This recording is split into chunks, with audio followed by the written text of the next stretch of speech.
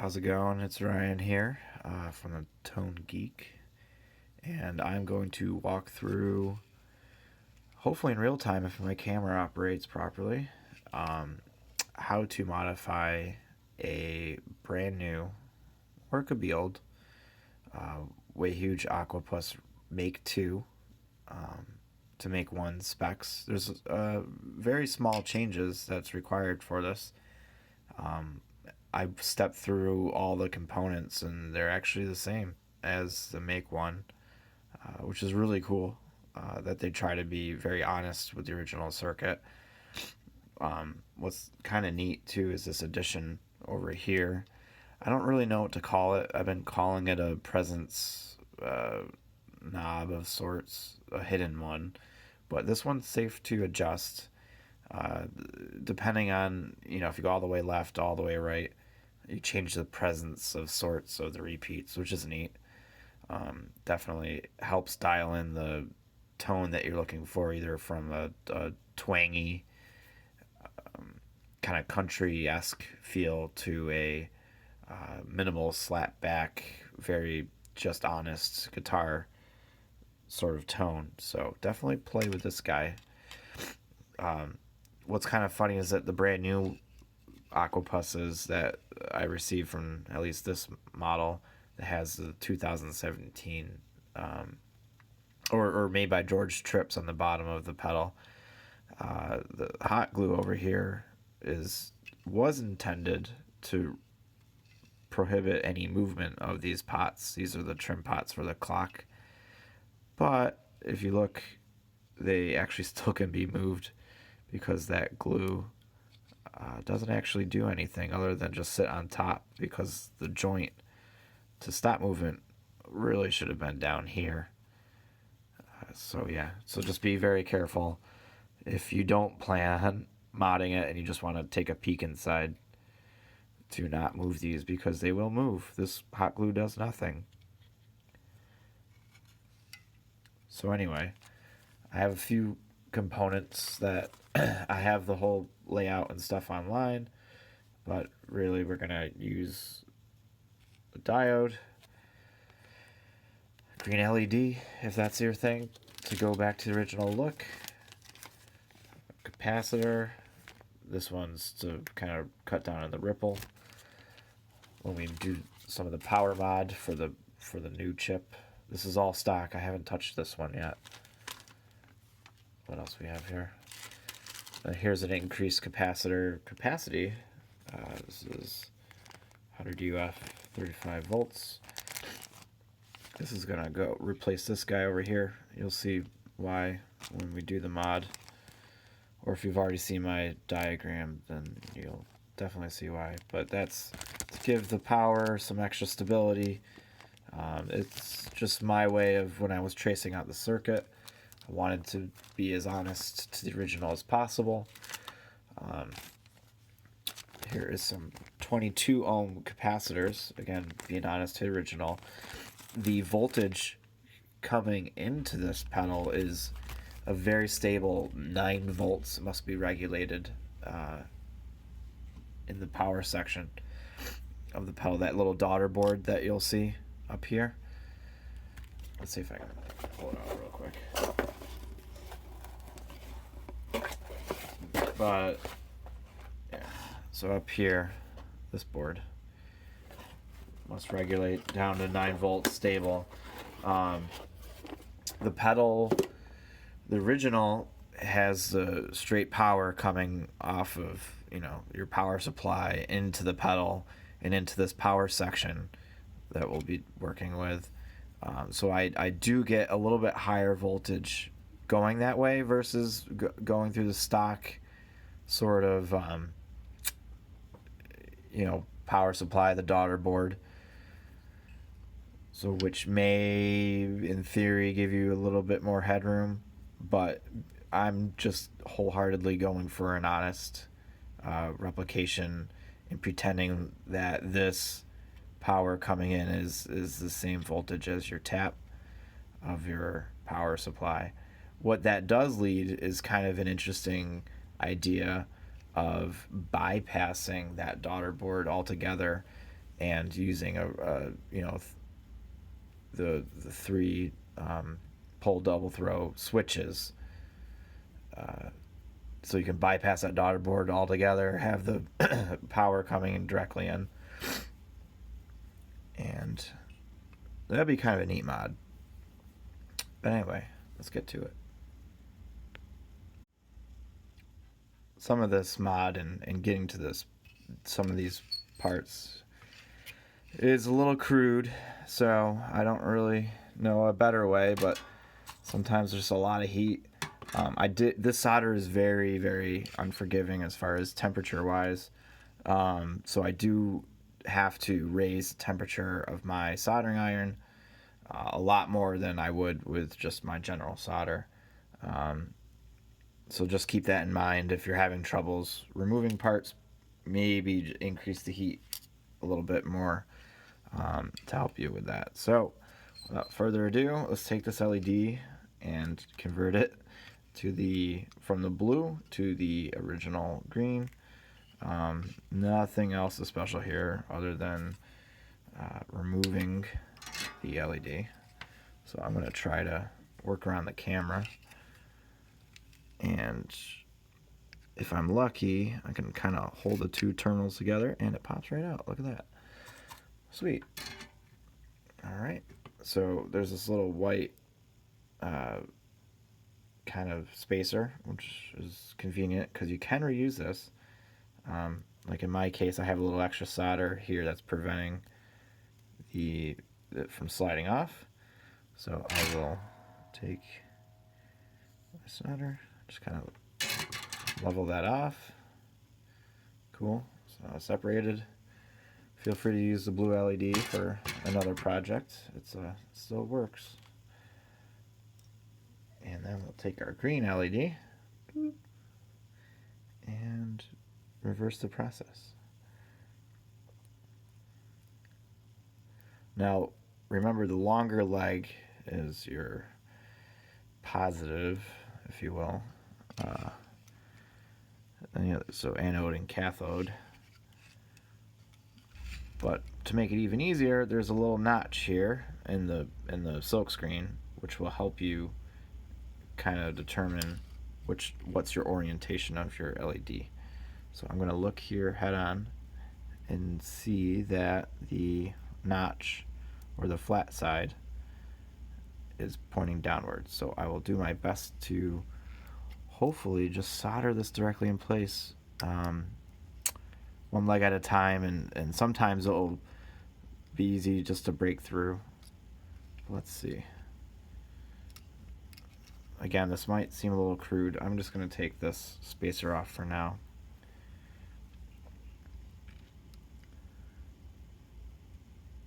I've done the desoldering on this, and it seems to help sometimes. Every time I mod one of these pedals, it's a new experience. So let's try the easiest way first. Oops. And of course this bends. Could also use a spare wire just to kind of poke through and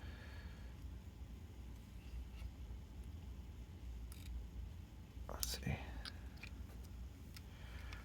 Let's try going from the back first.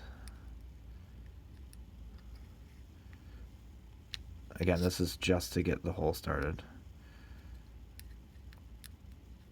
And if you pull it out just right, then it'll create a hole. But it's not working that time, so I might have to use a desoldering braid. Let's try one more time. If it's being that stubborn, I'm actually going to put that spacer back on.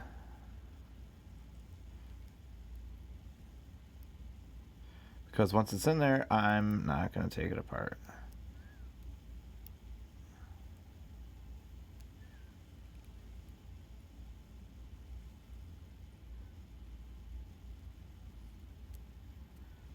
Alrighty.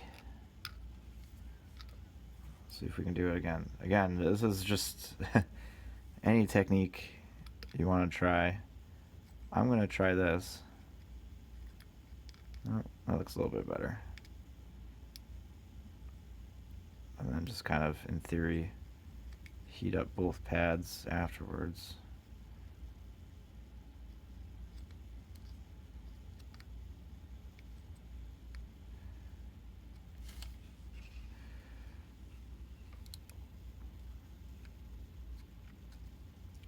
Yeah, this is requiring a lot of heat,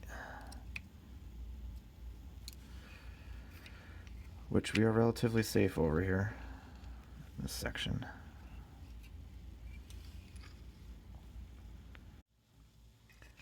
Alright, so I got this started. I'm just going to hit both pads at the same time with my iron. Clean it off to make some good contact. A little bit of pressure, it should just come through, just like that. Obviously trying to make it straight as possible. It's ideal.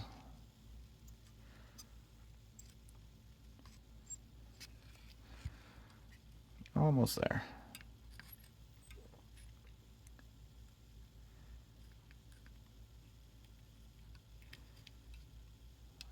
There we go. Whoops.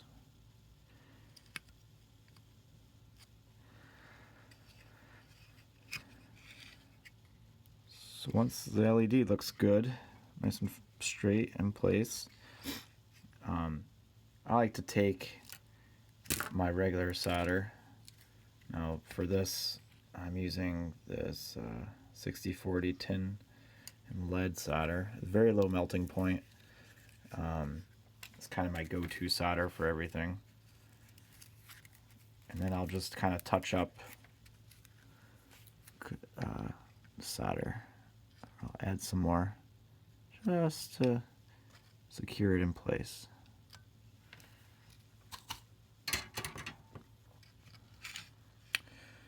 Cool. Now, another fun part. Cutting the leads. Boom, done. Next thing we're going to do is remove this and this diode, and, well, actually, let's remove this resistor, diode, and this is like acting as a voltage regulator for these chips, which brings the voltage for these stock chips down to 5 volts, kind of the Zener diode regulated circuit, blah, blah, blah. I won't get into the theory on how that works, but we need to remove this diode, remove this resistor, and we're going to remove this capacitor. This is probably not totally necessary to remove this capacitor. It's a little bit of a pain, but I'm keeping true to the original circuit, and there's a 100 UF capacitor in this position, and this is a 10 UF, so it's going to give it a little bit more stabilization, a little bit more reserved power for this power section. So let's get to it. What I'm using is this little tool. I'm not sure what's going to be the best for each situation, but this does help kind of remove the pads, or not the pads, but the component from the top level. So what I'll do is kind of try to hook a little bit in there, see that, under the component, and then I'll use, without getting in the way of the camera too much, just an easy pull after I solder the bottom. So hopefully it comes out relatively easy. Sometimes it does, sometimes it doesn't. That time it did. Very cool. Let's see how easy that was. All right, now I'll take this other side. Hopefully it doesn't get too hot, but I'll just pull with my hands. Come on.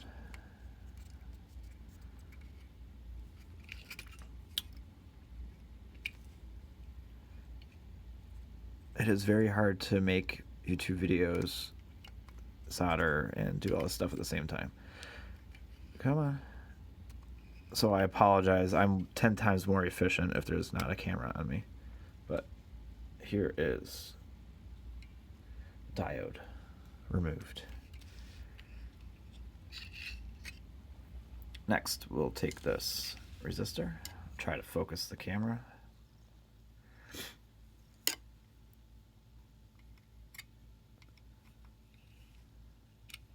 Sneak that in there. This seems to be pretty gentle. It's not intrusive, relatively not intrusive. You could probably use these parts in the future. Resistors are cheap, and I'm not going to reuse them.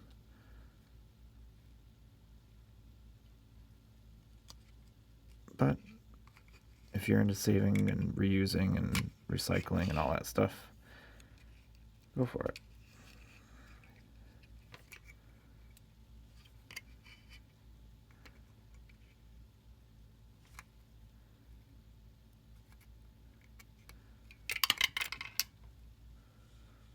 We are going to reuse some of these pads for either different components, like our 20. This is going to be a 22 ohm we're going to add in place of what was there, and we're just going to use one of the pads off of this diode that we just removed because they're all kind of connected, and we can just use it as a tap of the power, the 9 volts coming in to run to the chips, the replacement chips. So to remove this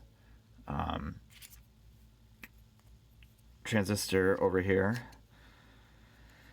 I find it's easier and it's not pretty, you can't reuse it after, but just to clip the legs off and remove. I've tried to, done all the techniques, and if this is the mod that you're going to go with and you don't want to, put things back in place afterwards because you think it sounds the same, which first of all, you're crazy if you think it sounds the same because it's definitely different. Careful. Okay.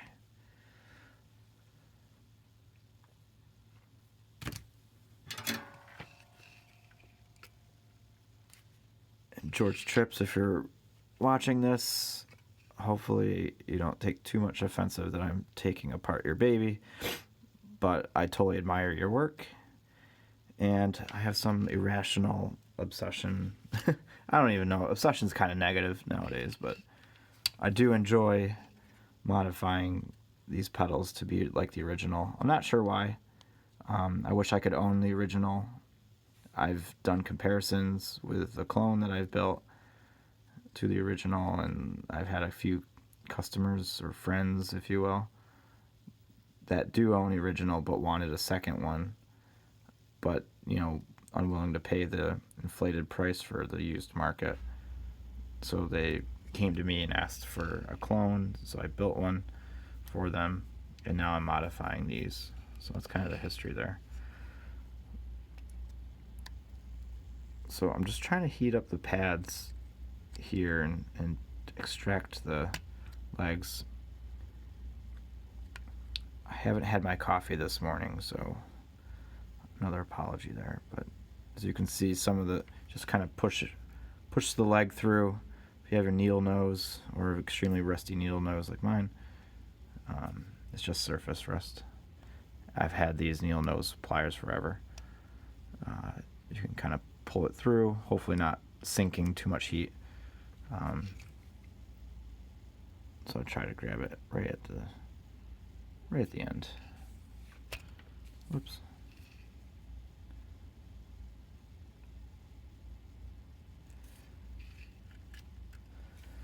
Again, just you need to kind of do what's best for you. Everyone has their own technique and special sauce. So I'm gonna go grab some coffee and then attempt the rest of this. So stand by. All right, so I just found it's a little bit easier, and I was reminded of this after I tried it, to kind of push from the bottom, push those legs up, since they're straighter than what we did to cut them out. But what you do as a result, need to be very careful when pulling these and not rubbing or prying against another, like one of the capacitors. It's very easy to do that. So I'm just going to heat up the pad from the bottom And then hopefully she breaks loose. Come on. I might need to increase the heat just to bypass.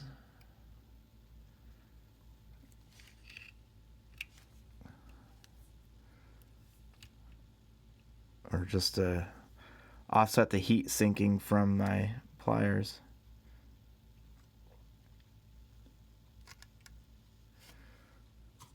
Might need to increase the heat just a little bit on my iron.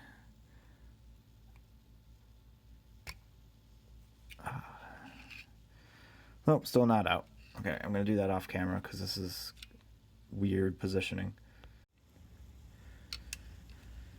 Alright, so all of the transistor pads are cleared. I'm going to adjust my camera so it doesn't flip out every time I move it. Exposure locked. Sweet. Alright.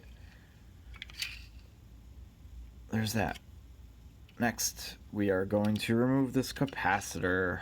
I'm trying to be more lively for you. I apologize. It is like 4:30 in the morning where I am, and it's the only time I have to do anything with pedals and all my hobbies before my daughter wakes up and I have to bring her to school and all that fun stuff. So, life is great.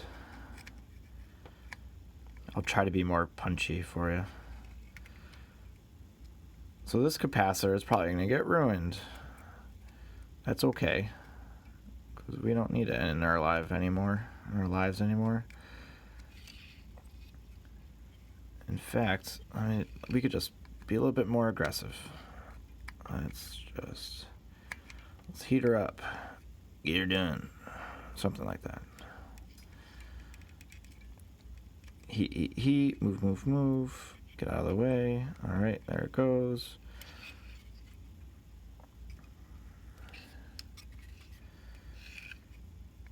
Again, this is probably unnecessary, but for some reason I just don't want to take a chance, and plus I like being honest. To the original, when I traced everything, this was a difference. So I think most people will appreciate that. Going the extra mile. Yay. Still waiting for my gold star, but maybe someone will buy this pedal again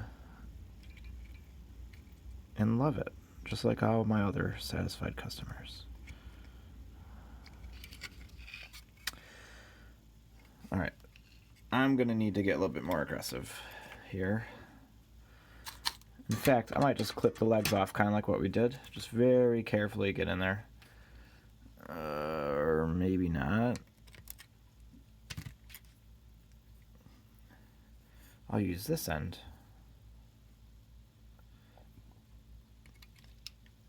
I'll go in this way, maybe. There we go. I feel like a little bit like a dentist when I use these tools.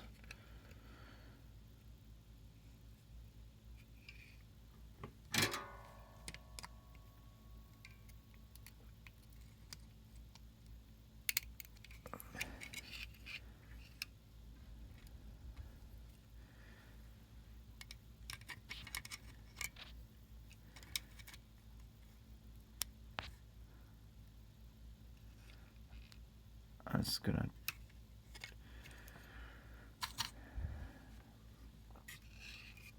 try a little bit harder here. A lot of times what happens is this capacitor will fall apart, but for presentation wise, I'm trying to preserve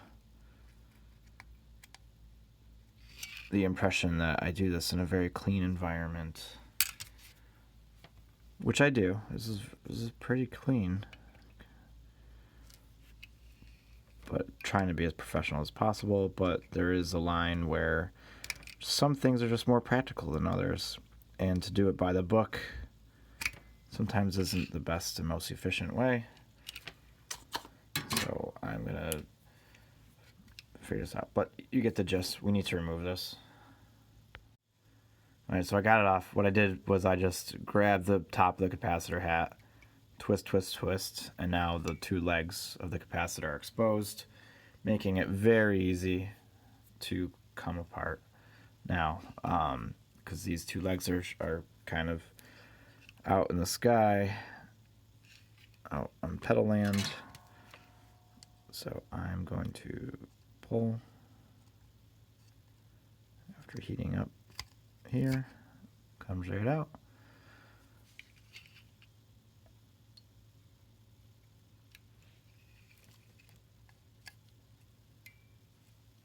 And there was number one. Let's do number two.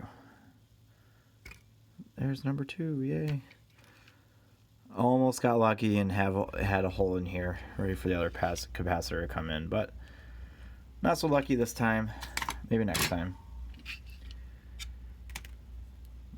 More people that watch this YouTube may want, gain exposure for more customers. Anyway, so you could see which one's positive, which one's negative. The negative end, when we replace or put in the new capacitor, is A, the one with the silk screen line here, and B, you can see, see if I can focus the camera a little bit better, that there's 1, 2, 3, 4 corners, kind of north, south, east, and west on this topmost pad. That's connecting that pad to the ground plane, and it is on both sides. So if there's any question, you can see 1, 2, 3, 4. It's a little dirty. And then 1, 2, 3, 4. All right, so here's the capacitor I'm going to be using. Let's see what the brand pins. Yeah, it's Panasonic, duh, because it has the M on it. 100 UF, 35 volts. I'm going to do a similar technique that I did with the LED. This line right here means negative, negative top. So that longer lead is the positive. There's enough of a cavity. I'm hoping this goes a little bit easier than the LED. But I'm just going to kind of float it in the air on the pad, heat up the bottom of the pad, and it just slides right through. Beautiful. And luckily there's enough of a cavity to where I can kind of angle the capacitor. Again, be very careful. I'm going to lower this leg just a little bit more so that fits nicely in the hole. Da-da-da. And let's see if I can just get a little bit to the side. It's always a good idea if you're just starting out soldering and pedal modding in general to buy a few extra components. I wish I did that in the very beginning when I started modding. Now I'm a lot more efficient, a lot more surgical about things, but it sucks paying a whole bunch of shipping for a 30-cent piece or whatever it is. Alright, so that's kind of going nicely. Let's see if I can get to the point where I can heat up both pads at the same time, which makes it slide right through. I'm sure there's a better soldering tip to help achieve this, but this is what I'm working with, which is pretty common. So, because I am a common folk, not crazy professional. I have a lot of professional techniques, and there it is. So that slid in real nice. You could see where some of the solder is removed. There's a little bit of a hole in the solder just because of the process here. Easy fix. I'm just going to add more solder, which I would anyway, even if I didn't think. So here's my solder. Where's the end?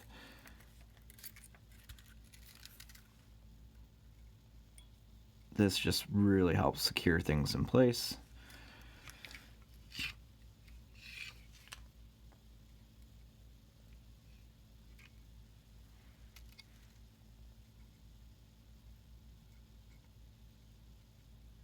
There we go. You can kind of see it sucked in. That's why I hold it there just a little bit. So now we have our capacitor in place. We have that transistor removed, the diode, and the resistor. What's next, you ask? Well, good question. We are going to go up here to R5, and we're going to go over here to R28.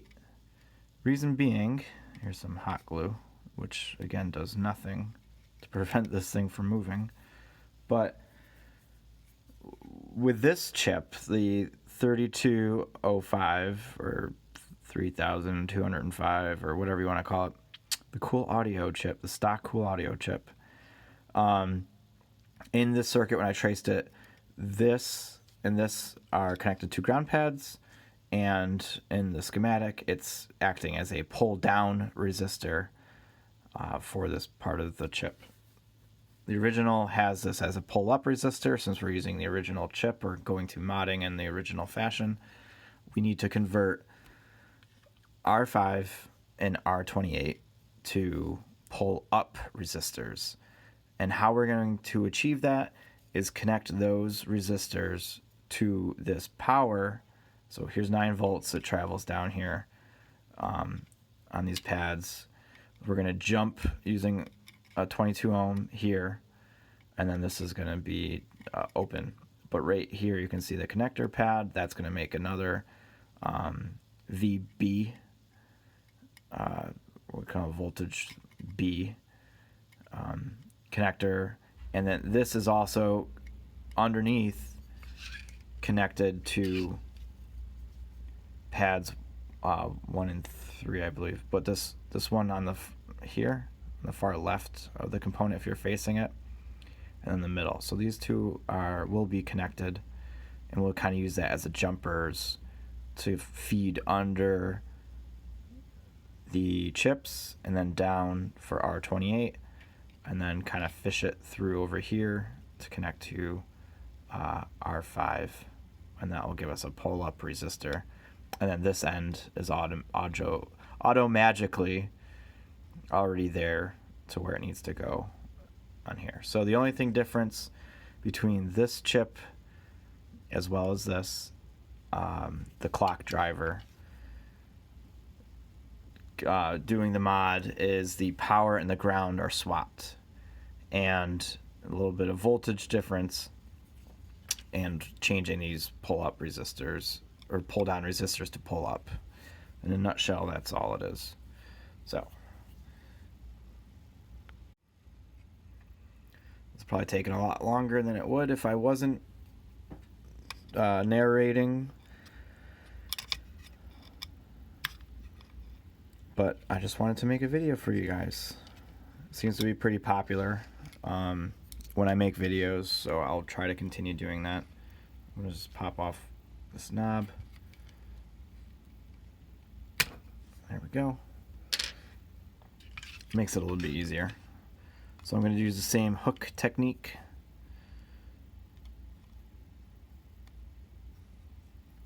To kind of grab underneath. Be very careful not to pull too hard because we need to reuse this resistor as best as we can.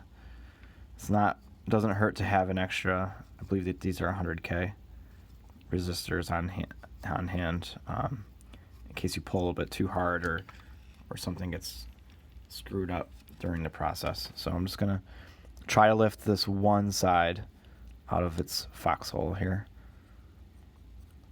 keeping as much of the length as I can as possible. Come on. Reason being, we got to connect to it to power. So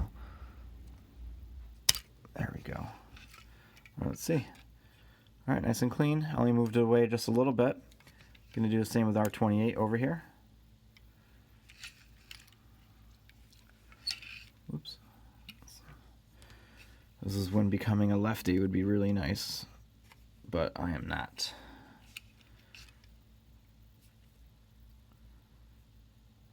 So I will try my best to hook in here. All right, so there I go. I got the hook.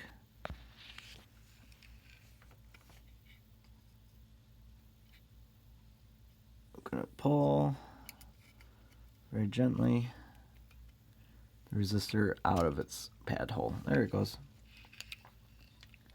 Not too bad, not too bad. Try not to wiggle that too many times because it will break off, and then you have to get a whole new resistor and pay for a lot of shipping for a 1 penny part, and that would suck. So anyway, what I'm going to do is flatten these out. Makes it a little easier to solder too.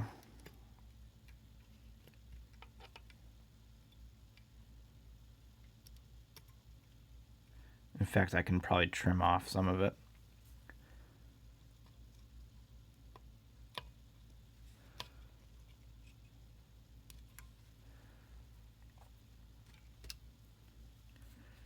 All right, that goes for the removing components section of this video. All right, next up, I'm going to take my 22 ohms here to create VB. Not VD, that would be very bad.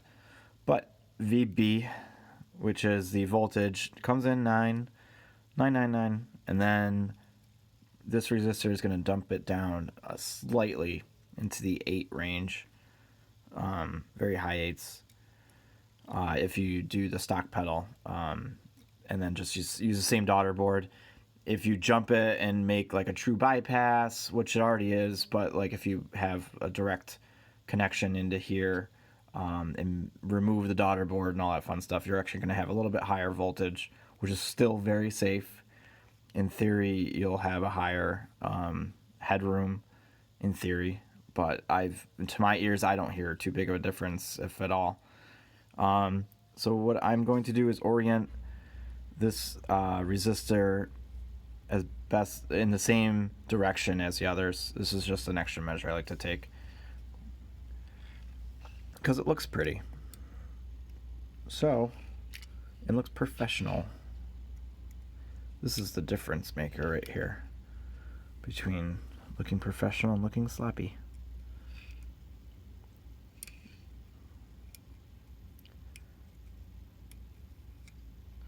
So there we go. Hey, look, it slid right in. Cool. All right, it's a little bit of a dance, but we'll get the other one in.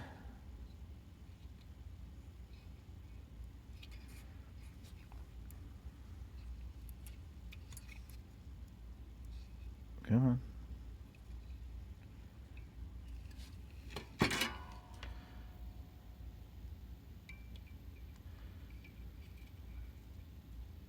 Here we go. This one does get hot. Be warned.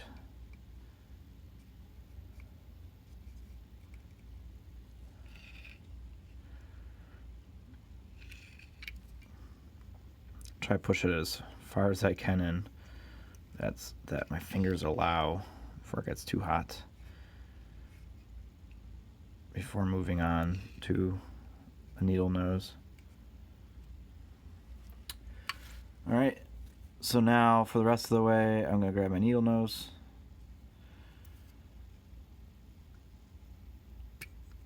And pull the rest of the resistor through.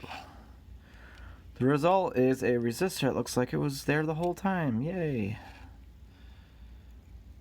This takes a little bit of practice. Don't get discouraged if it doesn't work out well the first time.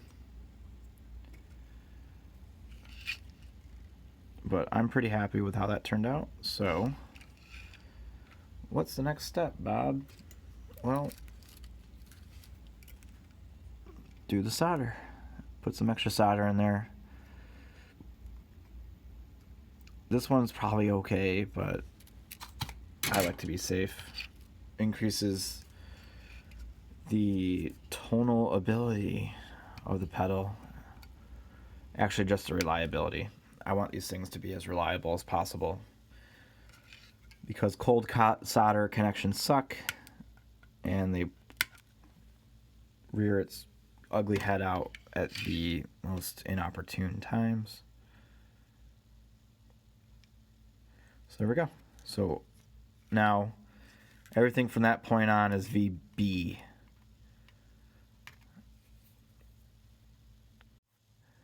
Now I just removed the 2 chips over here, the 3102 and the MN3005 MN3005 3205. Reason being, we're going to use the channels underneath the chips to run power and ground where it needs to go. But for now, I'm going to make a couple standoffs here, 1 and 2. And what that's going to do for us is give us a tap into VB. Remember, BAB, not VD. So simply, what I got these from Small Bear, these little connector types. And I'm just going to break some off using my pliers. Use 1 and 2. All right. It might be easier for me to drop one in at a time. I think I remember that now from last time. Because they are going to go in this spot right here for 1 and 2. So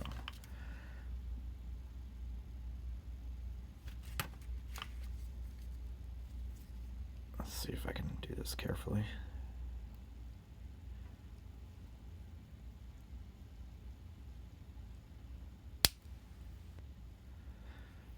All right, cool. So I'm gonna take my trusty needle nose rusty pliers.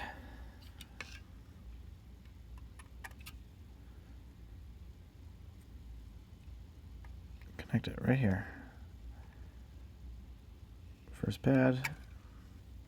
I feel like this is gonna give me a little troubles. So what I did there is I just heated to make a little bit of a crater for this to move a lot less. I'm not gonna say it's gonna completely remove it from moving, but it's gonna help. A little tricky bugger, if I can use my grandfather's term.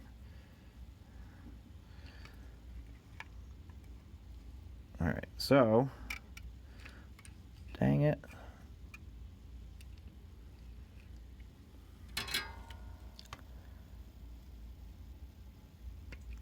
Again, I could use a desoldering braid every single time, but this works just right. And I think I put that in upside down, of course. But it's alright, because I believe this will work just fine.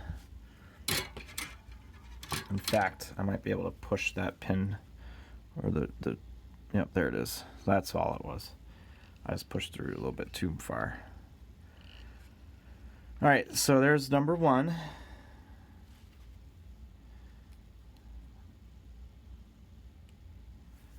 Grab number 2. Sorry, I got a little bit of that crater.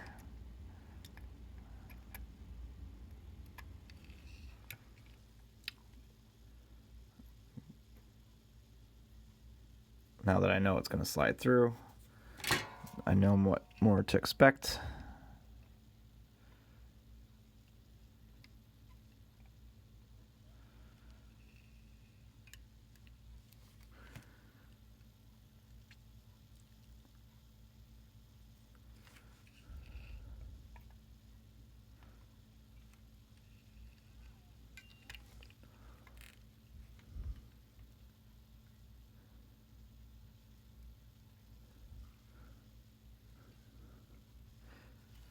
Oops. This is really hard to do around a camera.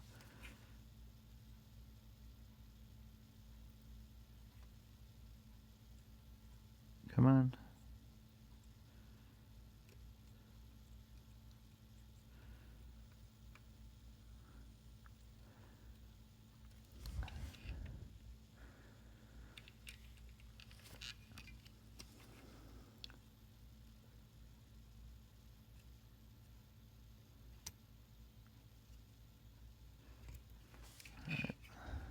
Go.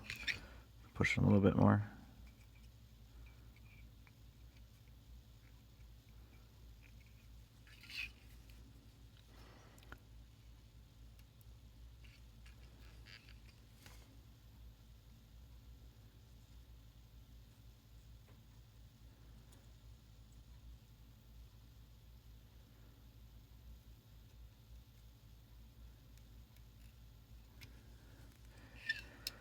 I'm just going to finalize that off camera because this is... Alright, next up I'm going to take 24 pre-bond wire. You could get away with 22. I've been using 22, but it's just a little difficult to stuff 22 gauge pre-bond in these channels. This is where I like to run these wires. It makes the product look a lot better. So what I'm going to do is basically take a couple long runs, because we need to attach power to here, power to generally over here, power to generally over here, and then power to this pull-up resistor. So let's get going. So I'm just going to start feeding them. I don't really know if one way is better. I kind of make it up as we go. But let's try from the top.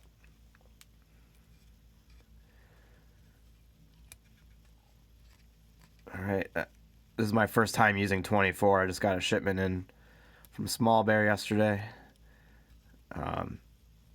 Yeah. Looks like I might need a snag this in the way.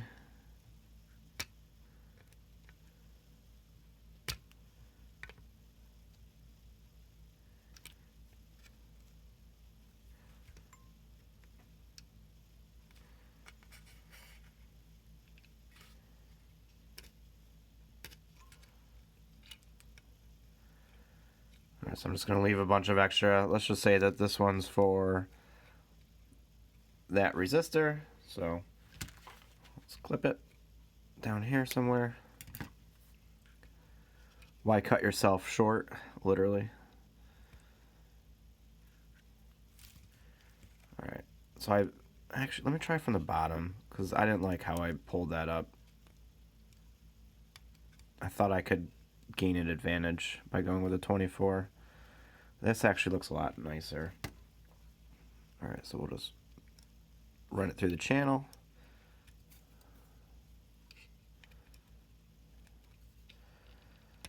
Perfect. So we're going to run 4 lines. Come on.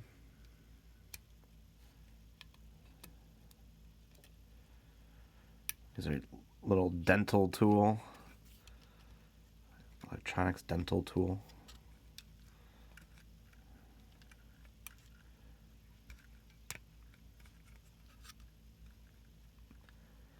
Alright, so this one will just probably go to this little,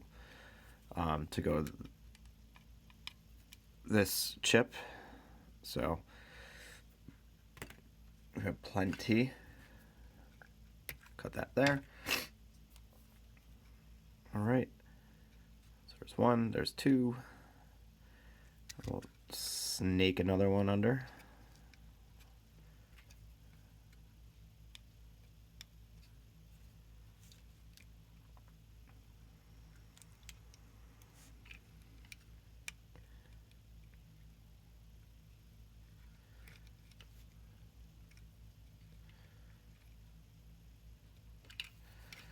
Probably made a mistake by curling that front end. Just gonna make it a little difficult to get this over here.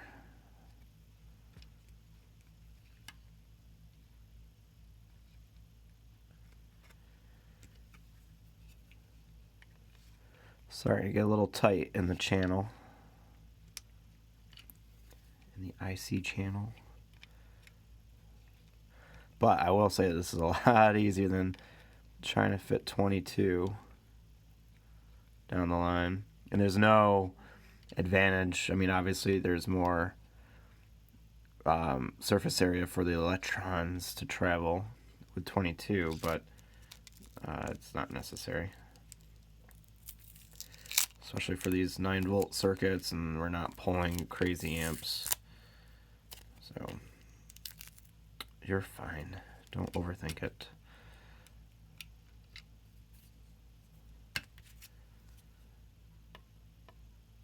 Alright, so which one is this going to be for?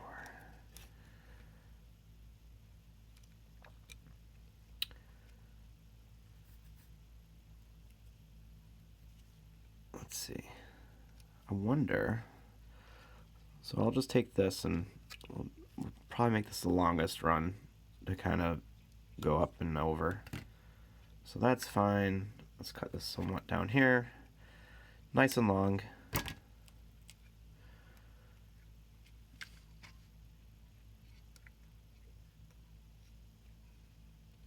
Alright, kind of lift it up. Be careful not to damage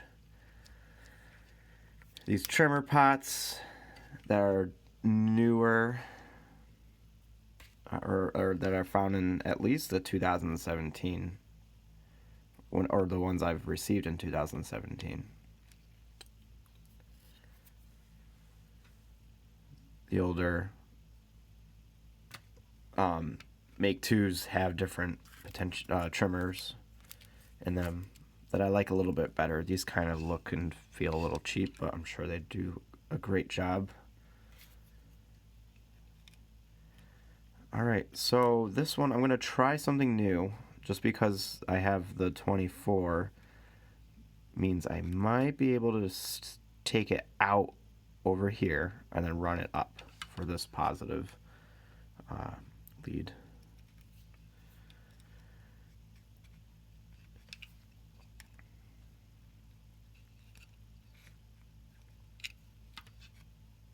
Oh, can we fit it?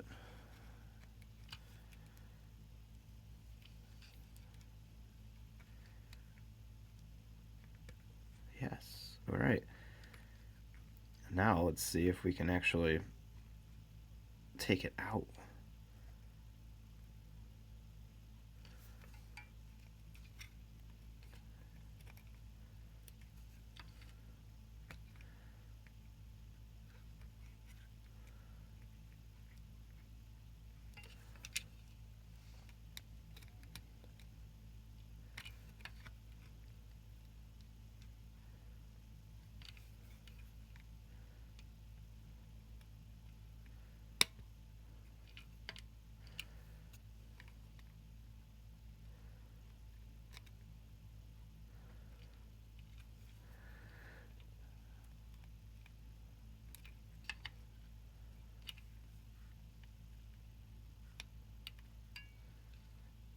If this doesn't work as nice as I would like it to, if I can't push it out and over, I have another idea, but I think this is going to be just fine. Yep, looks like she's coming out. Trying to be as careful as possible not to ruin anything else.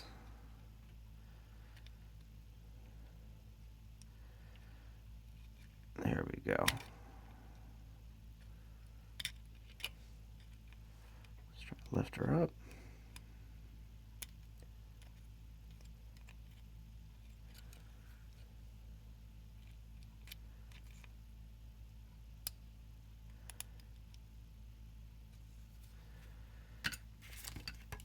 Looking good.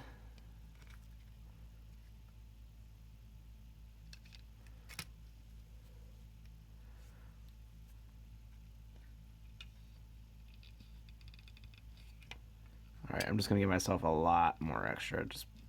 It's easier to strip long than it is to strip something real at the tip here. Alright, so we'll pretend like I'm actually only going to go right here, but I'll cut it long again. Alright, so there we have the wires, setting us up for running positive leads to where it needs to go. Alright, next up I'm going to solder some of the grounds. We're going to reuse R5 and R28's pads, ground pads. Just trying to be careful not to disturb the resistors too much because we are reusing them. So I'm just going to kind of push through the little crater that's made when we extracted R5 in this case, and let's heat up.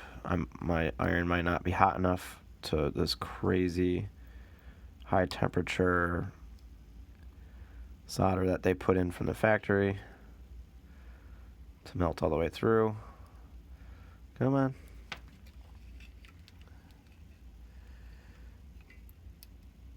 I'd love to get one of those amazing solder suckers where basically it's a soldering iron with a small vacuum hose right in the tip, so it's kind of like a hole. Maybe Christmas next year.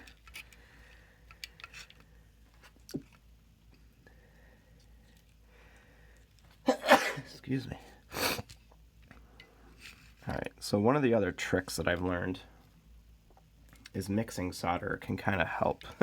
So you think, oh no, don't add more solder, you're trying to get that hole as clean as possible. Well, this kind of lowers the temperature, I found, of the solder to heat it up, which makes for a better heat transfer. So let's struggle a little bit more with this one, why don't we? Trying to get her to flow. Let's try from the top.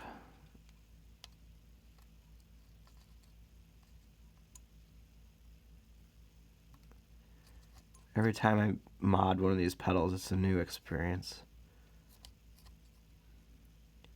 which kind of reflects on on the price. All right, so that worked. Getting them from the top definitely helped. So push a little bit more through. Very nice. So this one is going to go right on pin 3. So I'm going to give myself more than I need. Snip. All right. Saying snip when you cut is essential, by the way. If you don't do that, you're doing it wrong. All right, so R28.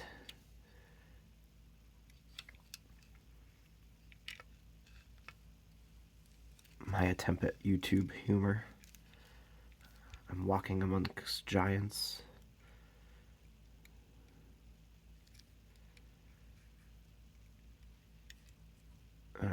This is gonna be weird.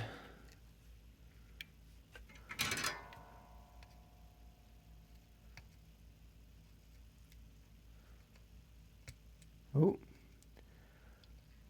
not as weird as I thought. All right, how far did we go through? All the way to the dielectric, so that's good. Otherwise known as the jacket. So I'm just going to add some new solder and hope that this doesn't fall out.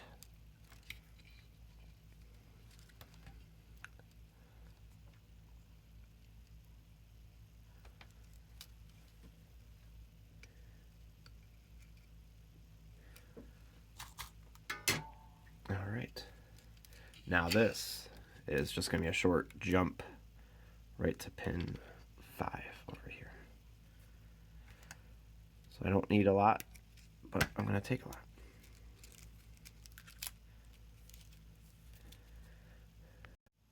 So I'm going to work left to right on this. This wire that goes to it's going to go to the MN3005.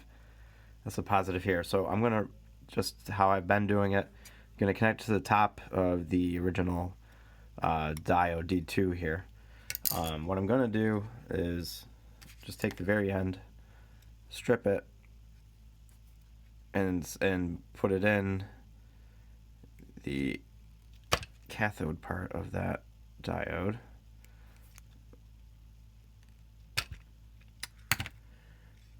Right. And then pull it all the way tight. So originally I'm just gonna kind of do one of these.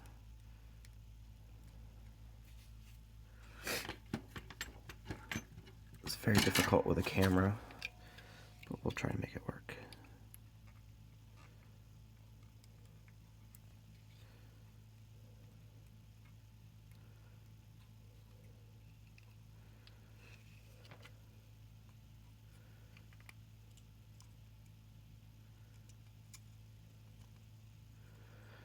And we have liftoff.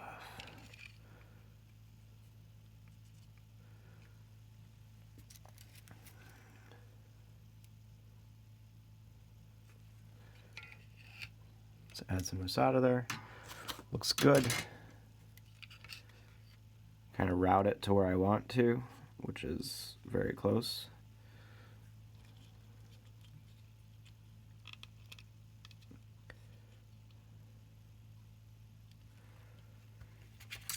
Might need a little influence.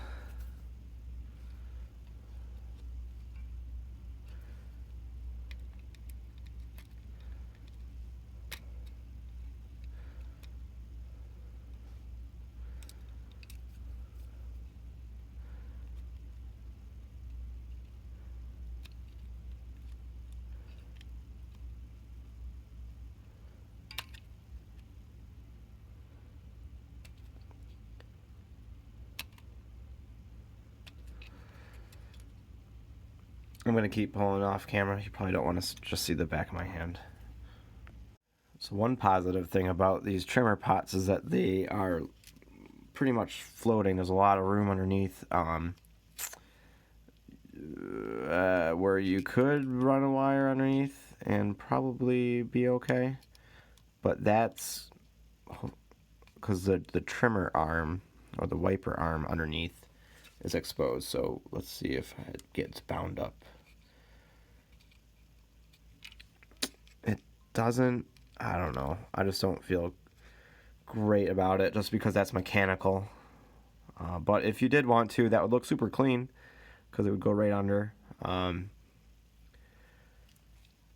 But for what I'm going to do is, remember the negative comes over here. So let's see if I can get this in between the leg, and I can.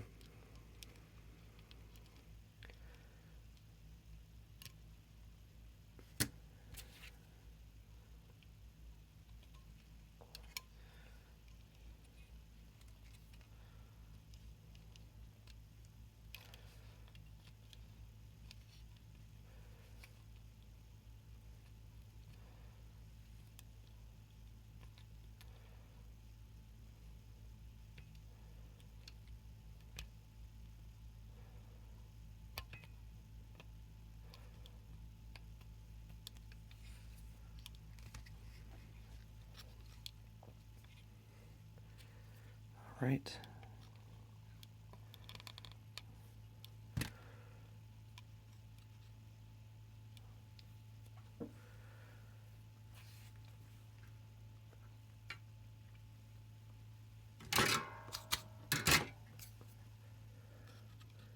Since we can slide a heat shrink over that, I'm going to do one of these.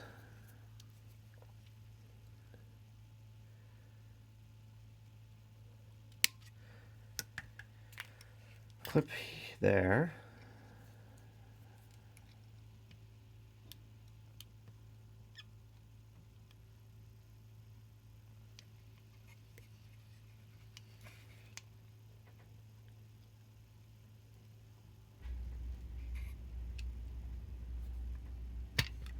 Strip the wires.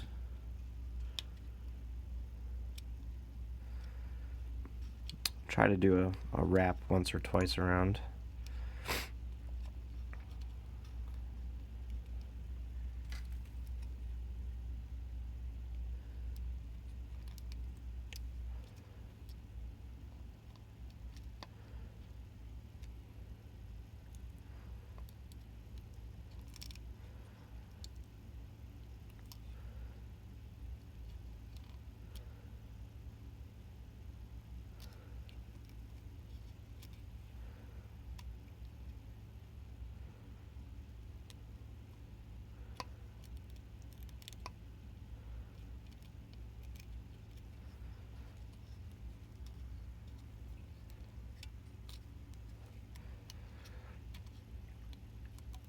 Alright, that's okay.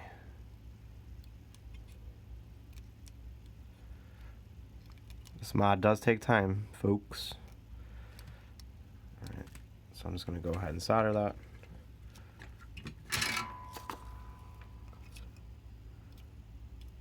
Always trim any excess later.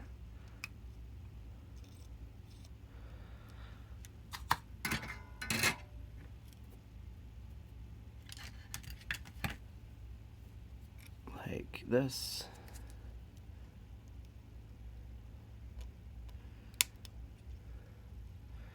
Alright, so now that creates the pull-up. Connect her down here.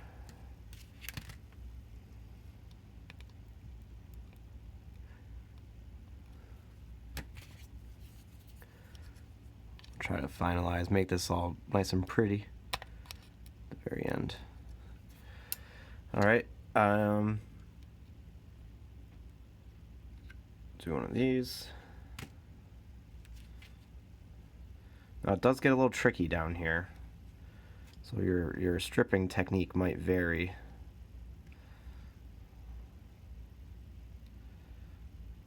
In hindsight, maybe I should have stripped them before I pulled them all the way through.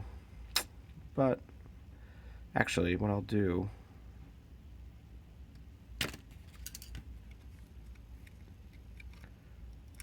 I'll do this.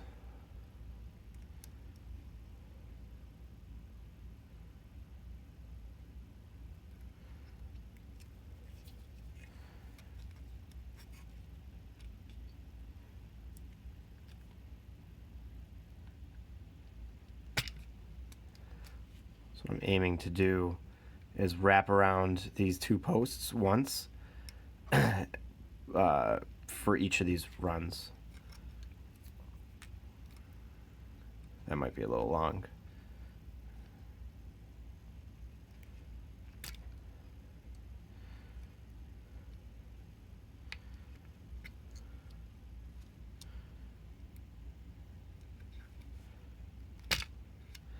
There's two.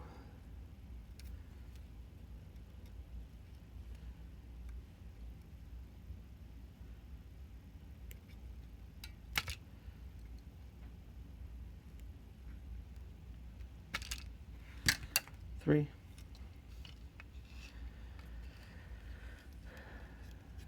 All right, let me just pull a little bit.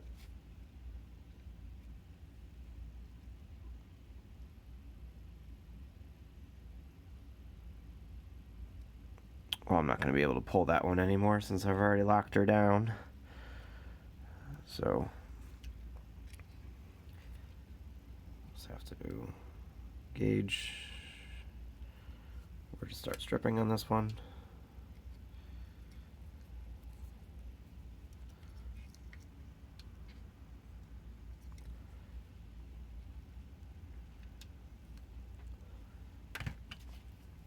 Can do this really careful task of just snipping the outside. Can be done.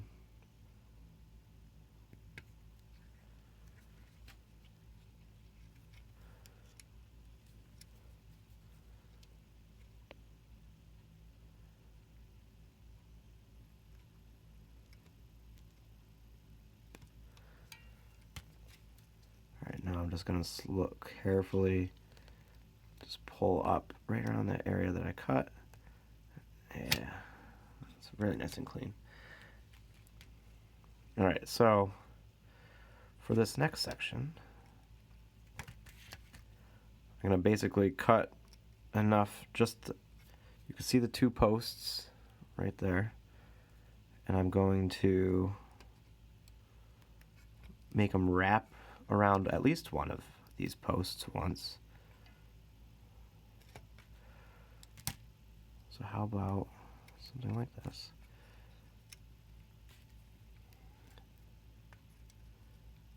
This is a patent pending process too, by the way.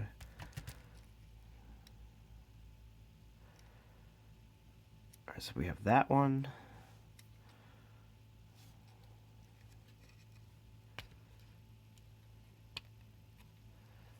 I'm unsure yet if I need to solder one at a time or if I could do them all. I'm going to try to do them all at the same time.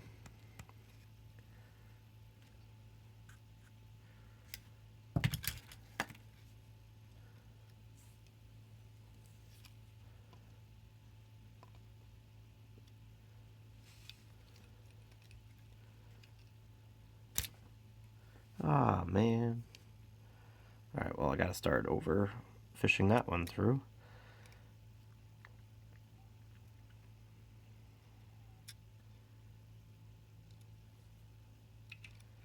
Alright, so let me do that again off camera.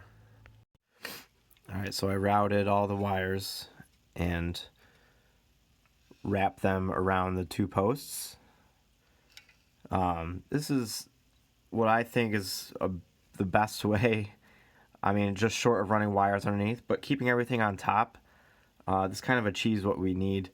The reason why I'm combining these two posts is because we need a jump from that end to this end to complete the VB circuit for everything else that we are connecting to. Prior, that was where the 5 volt would run through everything, and now we're upping it to around 8.8 volts. So I'm just going to solder this post together via those wires from those leads. I'm going to use quite a bit of solder to make that happen.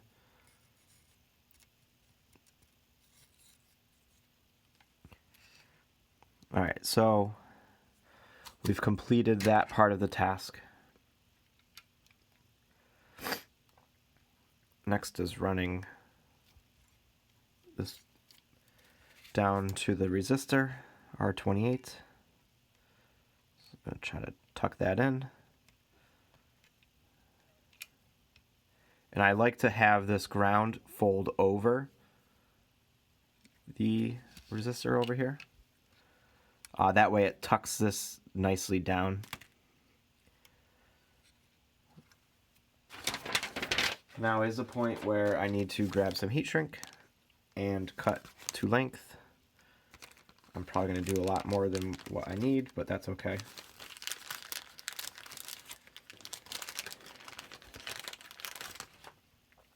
So I want to cover the resistor and the wires, obviously, so it's going to cut maybe that much.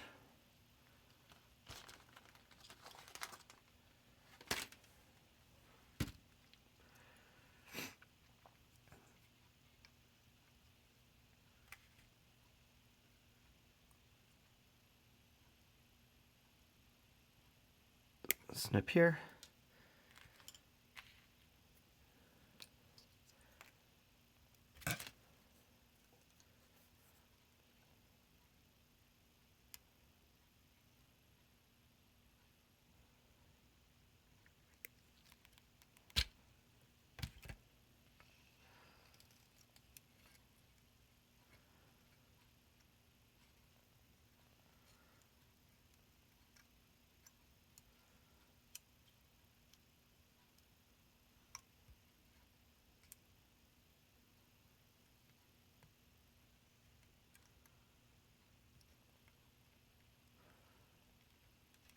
Oops, almost forgot to put the heat shrink. I think that happens way too often, and I hope it's just not me.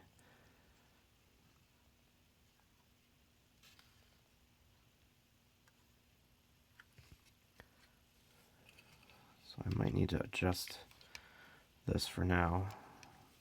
A little clippy.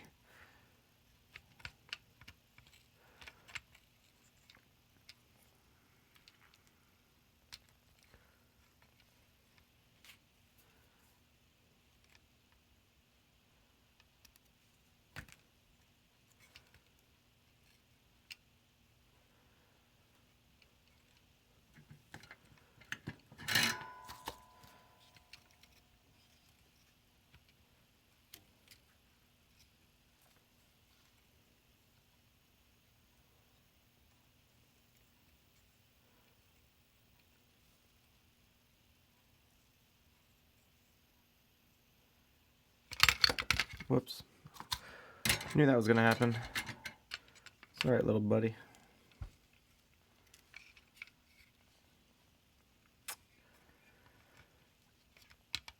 Of course, I'm doing this all for the camera, and that's where these mistakes are happening.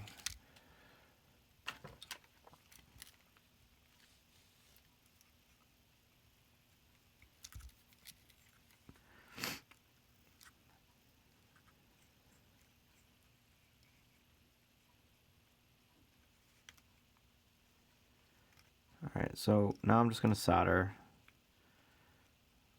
positive to that wire, to the lead of the resistor.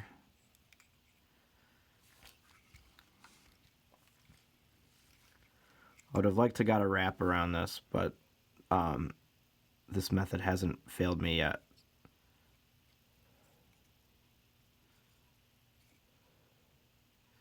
Just have to be sure that there's no cold solder. That's really what it comes down to.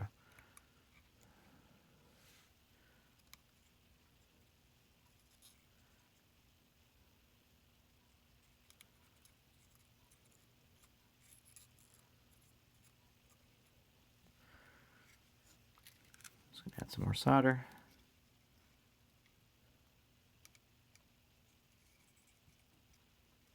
Whoops.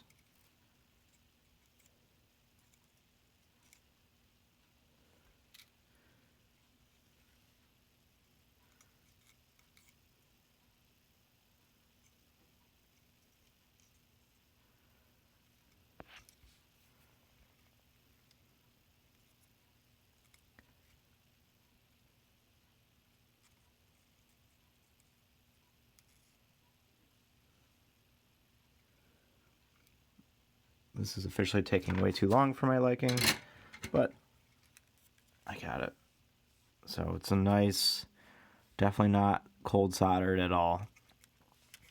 And the next step here is to take this heat wrap that hopefully did not shrink too much. Yep, there it goes.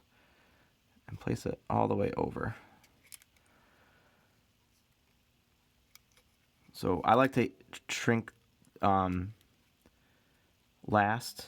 It does heat things up a little bit, but we just have to work carefully. All right, so there's heat shrink over that. I'm gonna take some more heat shrink over here, and we're gonna place it over the top of these resistors, or this resistor over here, like that. What's kind of cool about that is see how I kind of just lifted it, pushed it over.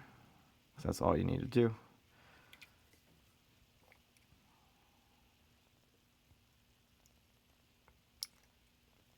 Okay.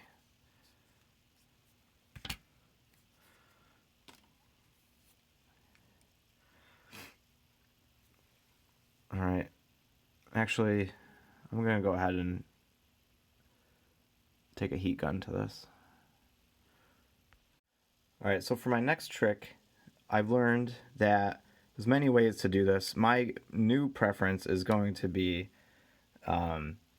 taking these standoffs or these IC sockets and actually removing these pins. And why I went with the Mil-Max is because it's sort of easy to do.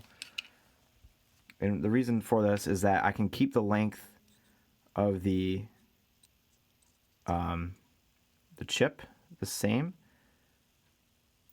And so I'm just going to remove pin 1 and pin 5. What was I going to say? And I can actually tuck it in the same IC socket. So I don't have IC leads just kind of hanging out in the wind. So there's 1 and 2. This is ready to go, but to show you what I mean, and again, I just heated that up and pulled those pins out, is that I can actually just kind of place this on top real nice,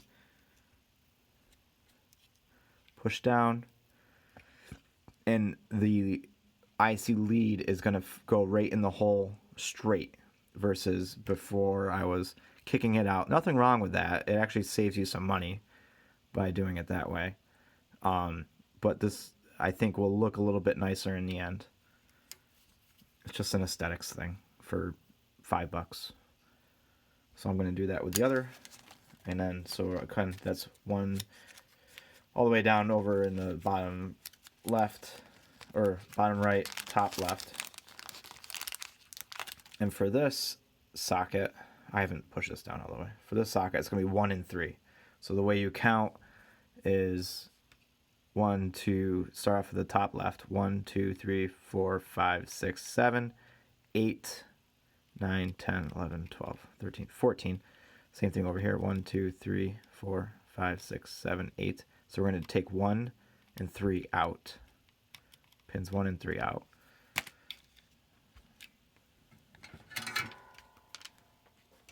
And I dropped it.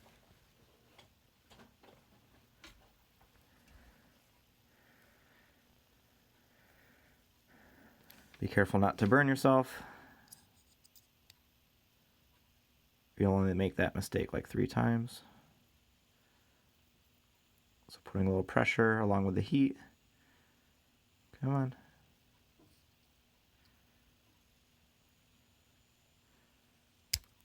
1. Here comes 3.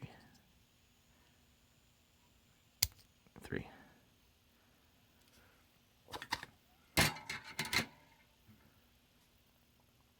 Okay. So now I will push this socket down. Goes right in place. I really like the Mil-Max. I bought these from Small Bear as well. I get most of my things from Small Bear Electronics.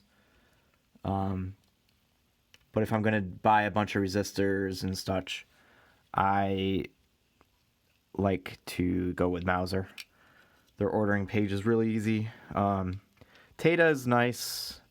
I've only got one shipment of... I've only built one pedal with Tata resistors, and it seems to be okay. I haven't really detected... I measured each one, and they were perfect. So you're more than welcome to do that. They also sell Mil-Max. I like the Mil-Max. They are different. So I like these from Small Bear better. But now you see the holes here and here. Here and here. And ultimately, when we put the chips in, it's going to confuse things even more. Because see how there's no legs here, here, here, and all here?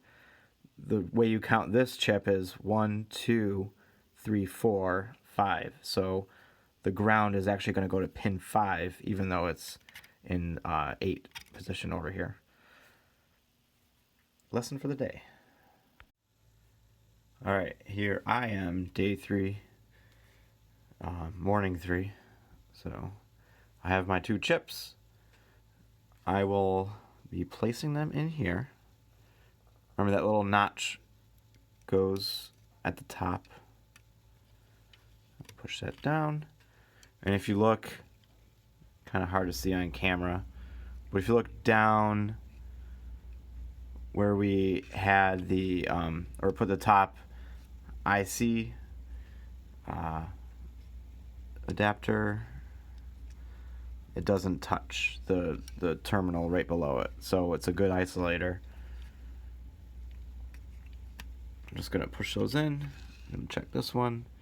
It comes close, but it doesn't touch at all. Nice air gap. Alright, now for this, you're going to want the soldering iron just hot enough to melt your solder. Reason for that, and you want to work quickly when we solder to the IC directly, is because you don't want to ruin the IC by overheating it, breaking off the legs. This is a very expensive, relatively expensive mistake that you can make. So we have to work quickly.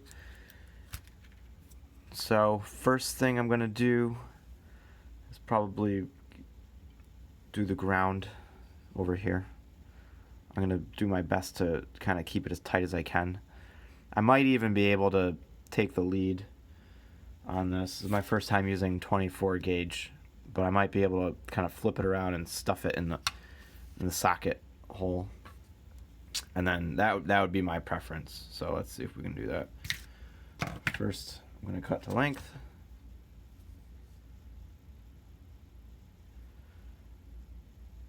Let's see. Maybe a little bit longer.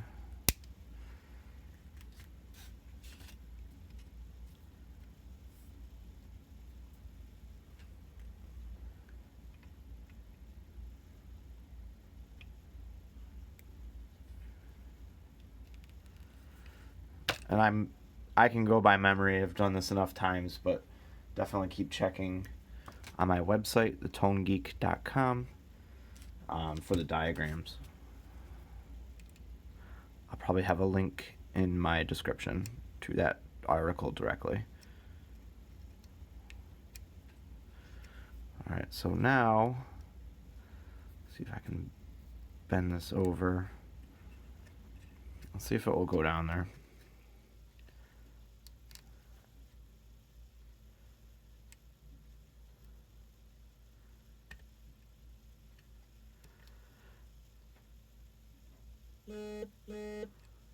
Oops.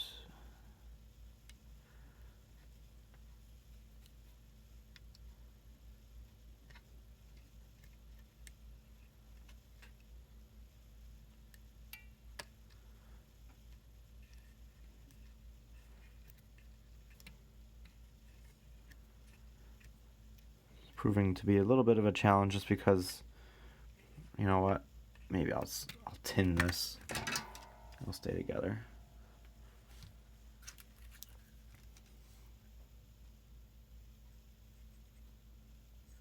There we go. That way the wire strands don't break apart while we're trying to put it in the hole.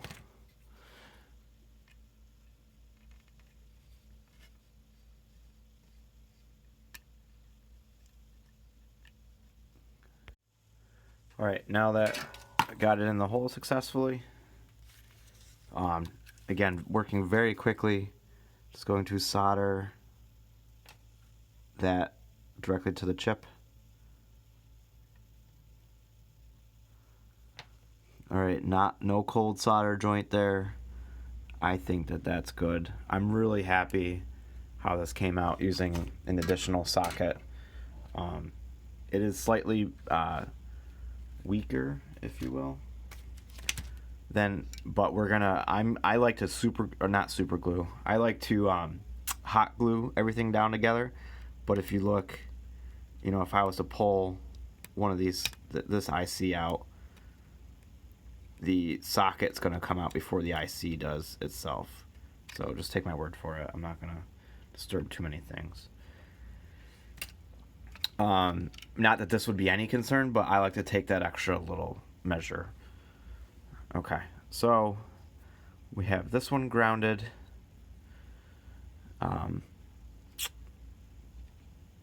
Let me see if there's a fancy way I can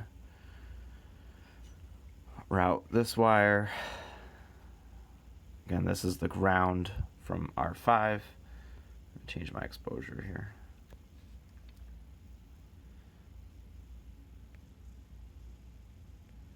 There we go. So let's see.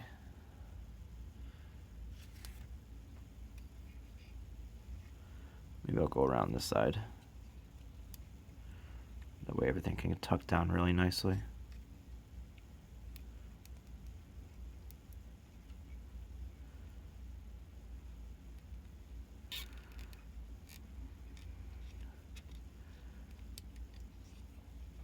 Trying to think of the best way I can do this. Maybe I'll still try that lead, put the lead down the hole again. That worked out really nicely.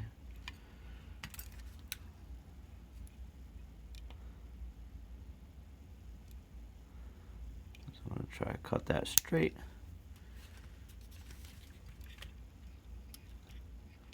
So we'll get a little trickier as we move on.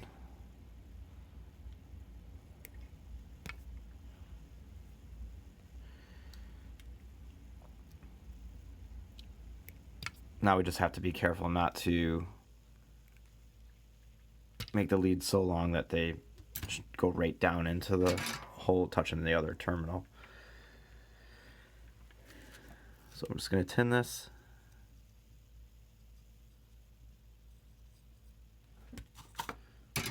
Okay.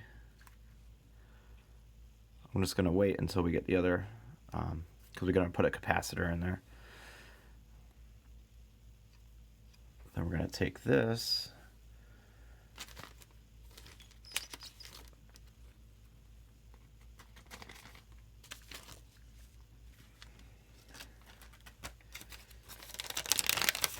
I'm grabbing my diode here. 1N914.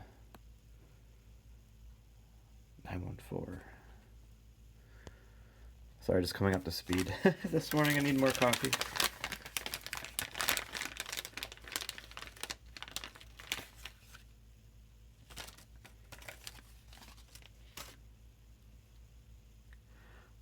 All right.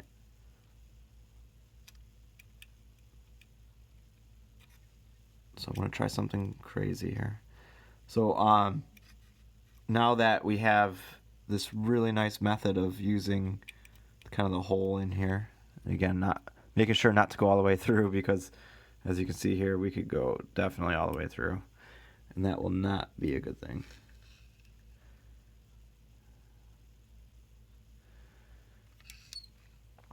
But I do want to use as much as I can of this. So there's about, I bet you I can get away with a little bit here. So I'm just going to form the lead. This is for dropping the voltage just slightly compared to the actual delay chip. So I'm just going to bend that like so.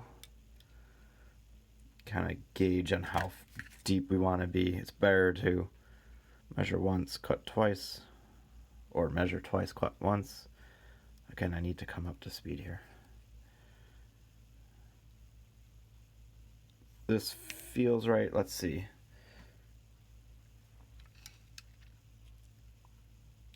That might be a little bit too long. No, that's just about right. So that's good to me. Again, that length is about like so, if you were to cut and measure. But this is going to stay at the top here. And I'm going to take this positive and then wrap it and connect that there. So also what I'm going to stuff down here is, this is a 0.1 microfarad little box capacitor. This just kind of stabilizes the ripples, if there is any. It seems like the redesigned daughter board is very stable, which gives a nice clean power to any sort of power that's on this board. So I like to lay it on top and then bend the leads accordingly. So I'm just gonna do one of these.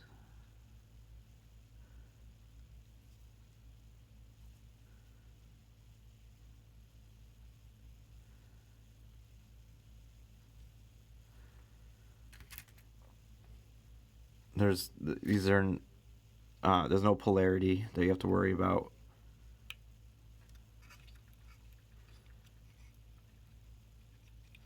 Just gonna take that out for now.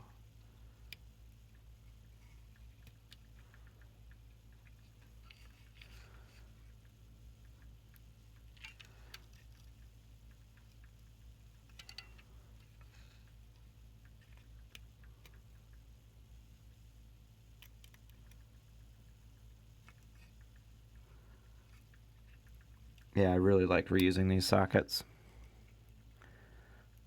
All right.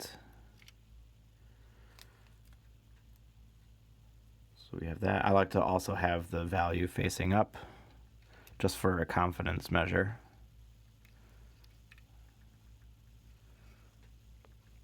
All right.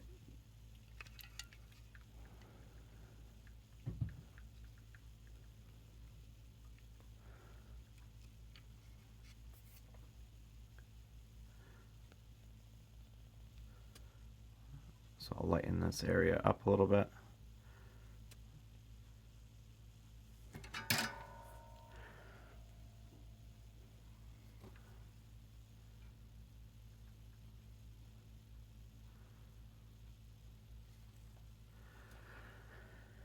I'm going to work very quickly again, but I believe we have this chip ready to go.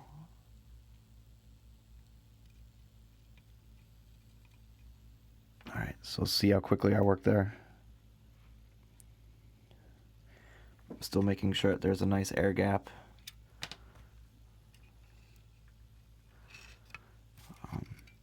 I just want a little bit more solder. I'm just going to let that cool off for a second. Okay.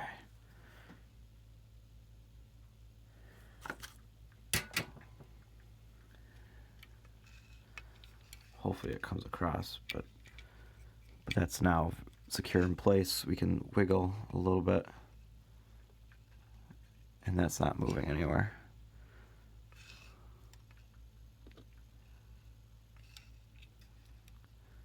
Alright, now next step is stuffing the negative down where the positive used to be.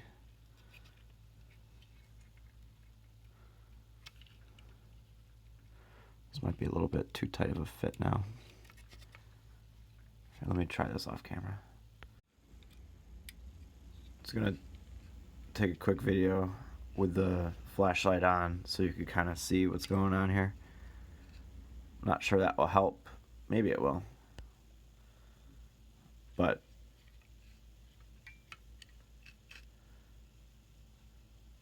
alright, now it's time to solder the negative terminal. Making sure nothing's touching.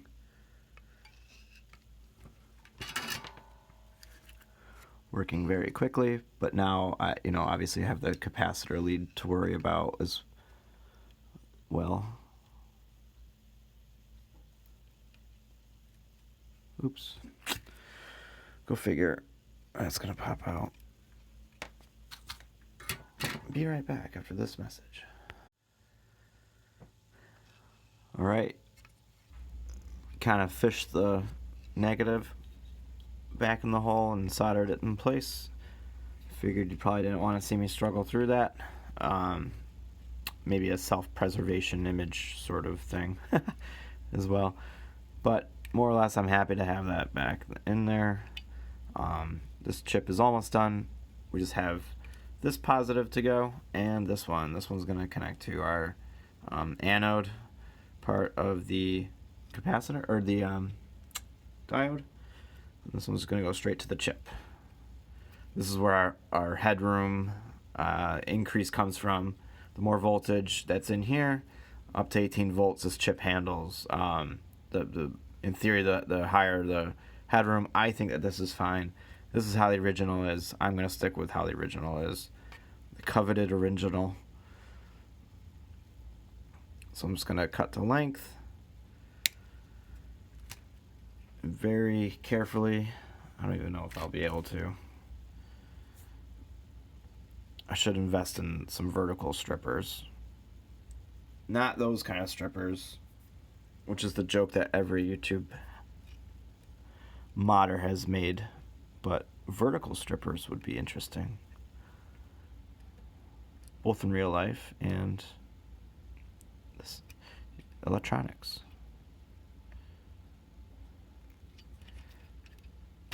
Might need to do this trick. I need sharper strippers, that's for sure. Just very, very carefully cut back the jacket.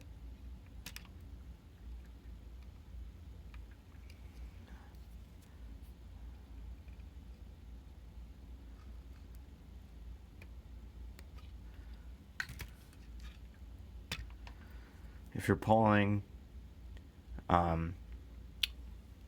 some of the strands, you're doing it wrong.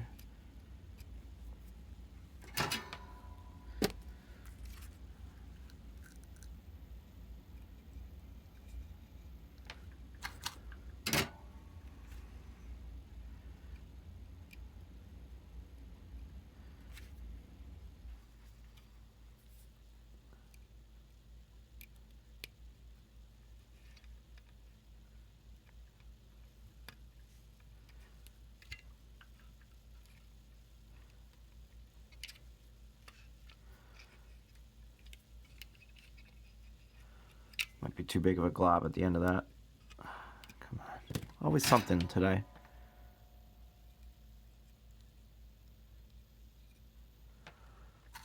Probably because I don't have my mojo lamp on over here. See it? Let's fix that.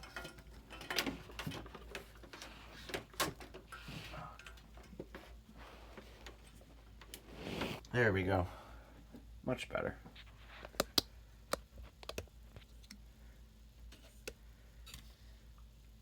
That's the secret to tone right there.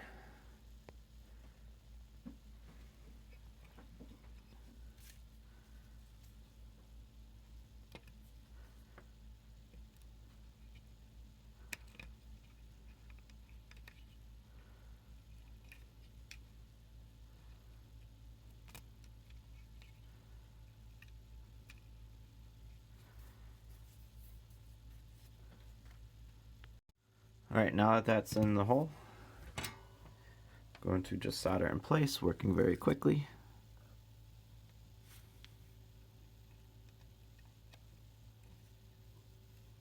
Alright, that's good. I'm going to just test these with a lead or with my multimeter later just to make sure they're not unintentionally touching. Alright, last but not least,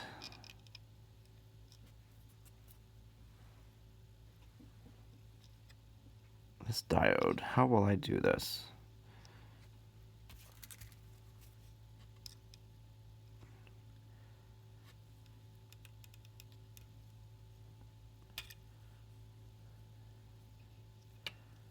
I can go towards it or I can go away.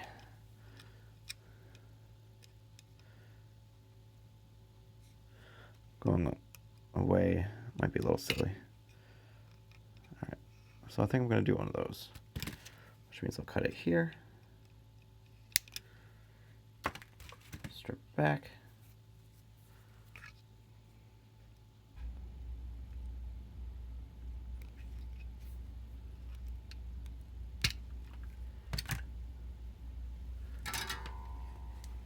tin.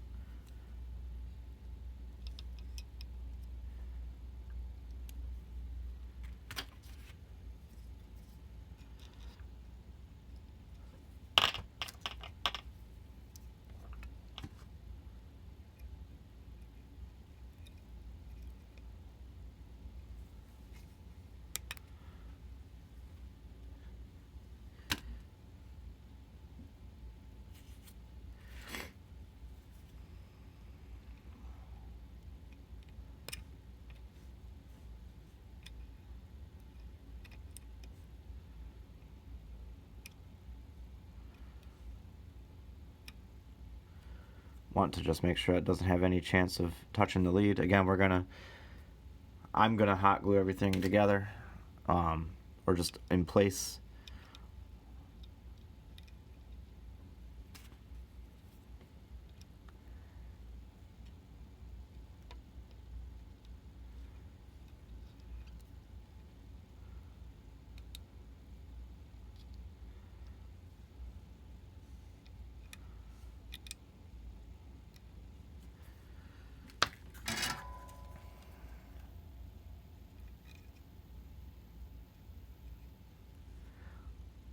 All right.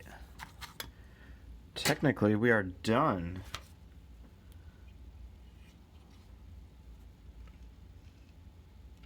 All right. So we're just double check things with the multimeter, make sure nothing's touching, and we'll do the setup.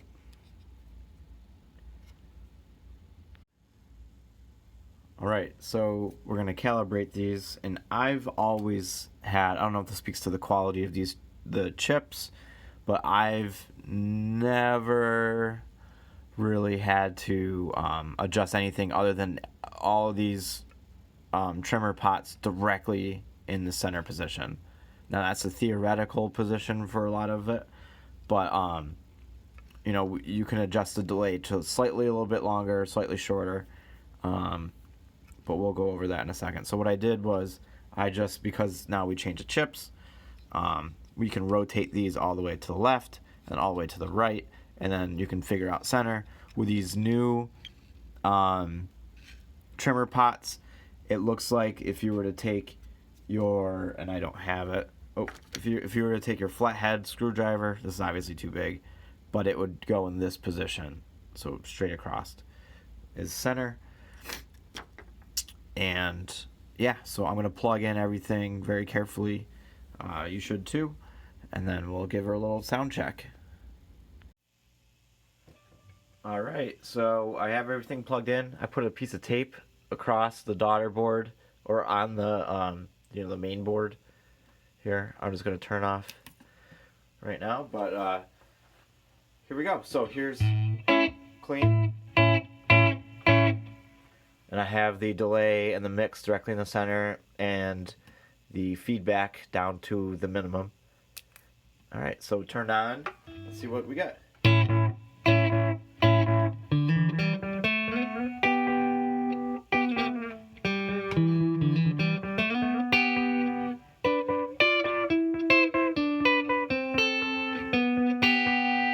have delay. Pretty cool. Lights, the LED works and everything. So I would say that that's a wrap. And I'm just going to take some hot glue and secure everything in place. But other than that, I'm really happy how this came out. And I'm really, thrilled to use the Milmax IC adapter. And I'll continue doing it that way from now on. Nothing wrong with what I've done in the past. Up to date, everything's fine, but this just makes things a lot easier for me. But the outcome is exactly the same. But anyway, take care, guys. Peace.